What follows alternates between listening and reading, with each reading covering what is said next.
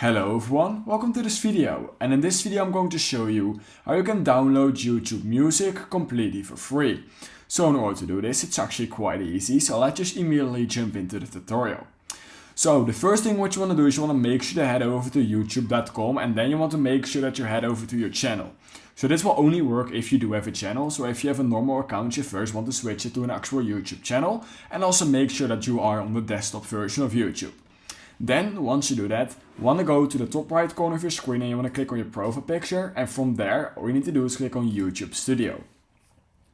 It will bring you to this page, and literally all you need to do right there is click on Audio Library right here, and then literally right here you have thousands of free music songs which you can even filter on genre and all those kind of things, and they will not be copyrighted, which is of course extremely nice. You also have sound effects, which is also extremely cool, and these are all completely free to use, and literally all you need to do is click on download on any track, and then it will automatically be downloaded for you, which you can use in any video, as you guys can see right here.